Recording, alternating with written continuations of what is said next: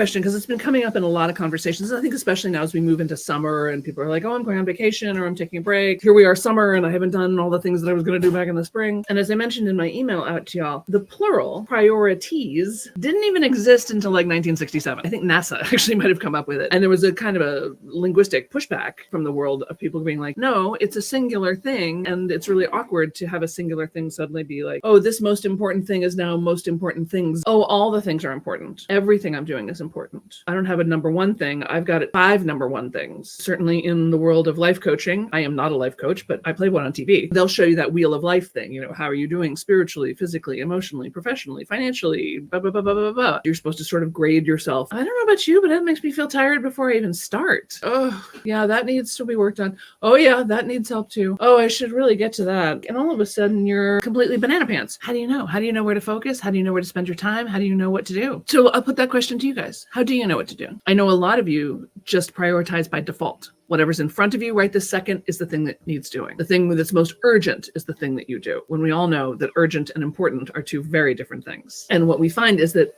people over and over again spend time on things that are urgent but not important. Emails are urgent but not important. Meetings are urgent but not important. Then there's the not urgent, not important. How well you're doing on Candy Crush. That's checking Facebook, zoning out on TikTok, rearranging your sock drawer. It's not time dependent and no one cares. Third one is urgent and important. And those are the things that absolutely get your attention because they are both immediate and important. Those things tend to fall in the category of crisis. If it's important and it's urgent, it's probably a crisis. But here's the trick. If you make time to spend on the things that are important but not urgent, you will have less or fewer of the crises, less of the important and urgent, oh shit, I gotta go put out this fire right now. So what are the things that are important but not urgent? Dealing with health issues, going to the doctor, getting a regular checkup, going for a walk every day. Those things are important and we acknowledge them as important, but they're not urgent. So we tend to put them off. I'll go to the doctor next month. I'll start working out next month. I was gonna have a salad for lunch, but now I think I'm just gonna have a grilled cheese. Don't get me wrong. There is nothing wrong with the grilled cheese, but there is something wrong with making yourself a promise and then breaking it. Writing a book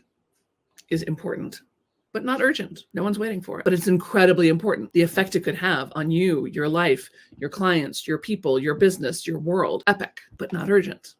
So nobody makes time for it. In this world of priority, let's not say priorities, let's say priority. What is one thing that is important, not urgent, that you want to handle today? Maybe it's sending a thank you note to someone or a condolence note to someone or any kind of note to someone. That's important, not urgent, but important. Ladies and gentlemen, it's the beautiful Allison Lane. Hi, Allison.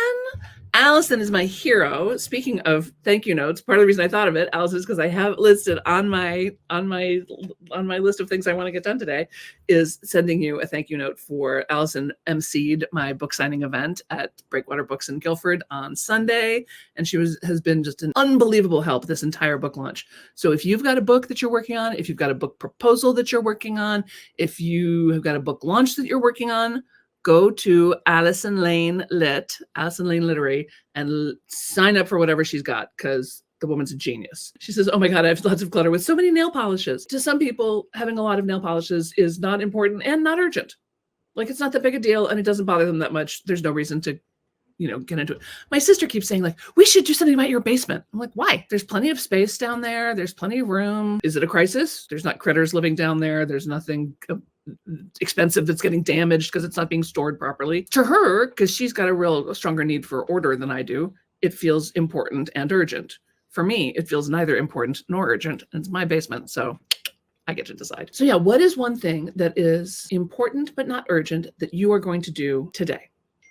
And go ahead and make a little public commitment with it right now, because we know a little positive peer pressure goes a long way. So I've been doing podcast interviews for 15-Minute Method. One of the things I talk about is summer here in the US. I'm reminded of like those long car trips we would take when I was a kid, and we would make a fort in the way back of the Volvo, because kids didn't need to be strapped in then because it was the 70s. So I'd lay in the way back and really just watch the sky go by. I mean, it was the Midwest, right? So there was nothing but blue sky. And I feel like those long hours of sort of enforced boredom on the trip between Chicago and Door County, Wisconsin was formative. I feel like that was important time. And now that I'm thinking about that, I'm remembering that a lot of what I would do back there by myself, my sister was not involved in this game. I would interview myself for Zoom. You guys remember Zoom? Come on, give it a try. It was a PBS show for kids, and they would have interviews. It was kids interviewing kids. And so I wanted to be on that. Samantha, you've been reading Old Yeller for a while now. How do you feel about it? I like it, Samantha. Thank you for asking.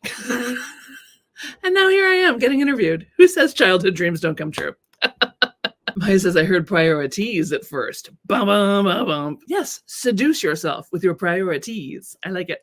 June says, how to compassionately coordinate my matrix with other people's matrices. Well, June, it sounds to me that the phrase or word you might be looking for here is no thank you. I actually have a whole list in Get It Done method of ways to say no. Let's practice a few of them now. Thank you so much for thinking of me. I'm sorry I'm not available. I'm afraid that time frame's not going to work for me. You know, that's a little outside of the scope of what I'm up to these days. Thank you so much for thinking of me. I'm not available for that right now. Please ask me again later. Oh, very good ways to say no. There's also the, oh golly, I'm not sure that I'm really the person to talk to, but Allison Lane would be a great contact. Let me hook you up with her. Deepen the bench. Hand the people off to somebody else. My friend Sarah, who the first time I heard her say this, I just had to lay down on the floor because I was laughing so hard. Somebody asked her if she did something or other, and she says, oh God, no, that sounds horrible. It's like, I love that. God, no. It sounds horrible. On the other hand, I have my friend Carol, who, if you ask her to do something she doesn't want to do, she'll go, oh, you're so cute. How's that for a way of saying, hey, Carol, did you want to help me, reorganize my sock drawer? Oh, you're so cute. Very good way to say no. A little passive aggressive, but hey, a little passive aggressiveness never hurt anybody. If you use it sparingly, use it wisely. Just don't be afraid to tell people I'm not available. Especially when you say my priority is bringing in $10,000 worth of revenue in the next 90 days. By the way, do you guys know that that's what the next Get It Done Lab is about? 90 days to 10K. Bring in the moolah edition. Anybody raising their hand? Anybody feeling like, oh, I think I might have to do that one? You're going to get an email about it soon.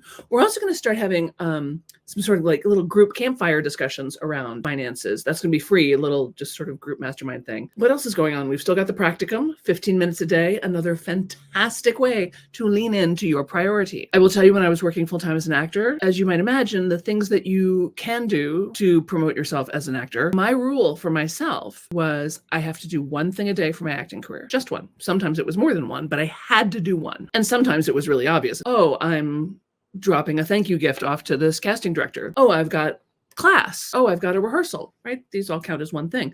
But sometimes I didn't have those things on my calendar. So what else? I would memorize a new monologue, reach out to a friend to do a little play reading in my living room, go on IMDb and make sure that my credits were up to date. And the thing I loved about this is that it would let me have a finish line. Because for many of you, when you've got these big creative projects, these personal development projects, there's no limit to what you could be doing every day. So to say just one thing, 15 minutes, I'm going to join therealsambennett.com/practicum, and I'm going to commit 15 minutes a day to one thing to touch every day, the thing that's most important to me. And here's the part that I can't describe for you really until you experience it for yourself, which is that when you spend 15 minutes a day on something that is important to you, everything else kind of simmers down. You have a lot more clarity. You have more confidence. You have kept your promise to yourself. You are engaged deeply with your own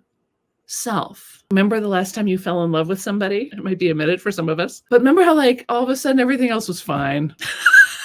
Like, the world is still a shit show, but I don't care. I've got, my wonderful person to go home to. It's a little bit like that. It grows your sense of well-being and your sense of love and turns down the volume on all that other stuff that doesn't really matter to begin with. When, however, you let loneliness pipe up, the volume on all of that other stuff pipes up. When you let yourself get distracted, when you let yourself get depressed, anxious, unwell, all of a sudden it's really hard to sort all those voices. So maybe the solution to finding your priority is finding your love. Maybe the solution is focusing on your love. What is it that you love about you? What is it that you love about your life that you want to bring more of into your life? If you move that thing to the top of the list, do one thing every day, 15 minutes every day, I would almost bet you cash money that the rest of your life will fall into place pretty easily. So that's my invitation to you today, is to focus on your desire.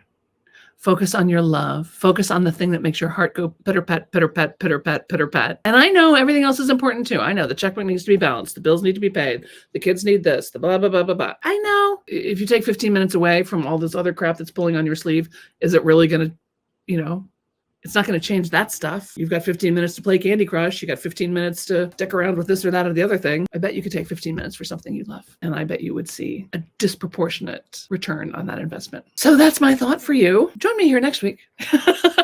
Although I don't know, will we be joining next week? A holiday here in the US on 4th of July. Yeah, I'm not sure that I'm going to do a live next week. I think I might invite you all to go on a picnic with your friends. So please, if you're intrigued by this at all, go to therealsambennett.com/practicum. Give yourself a structure. Put it on your calendar every single day. Karen says, what if you don't think you feel overly passionate about anything? What I know in my experience of working with people is that the heart and the passion is always there and always strong. There's nobody who doesn't have heart and passion for life. It can, however, get muffled. It can get muffled by depression. It can get muffled by anxiety. It can get muffled by fatigue. It can get muffled by other people's disapproval or the fear of other people's disapproval. It can get muffled by perfectionism of like, well, I can't do that if I'm not going to be the best at it. This is, like so many things, an opportunity for you to be a great parent to yourself. To say, well, honey, let's experiment.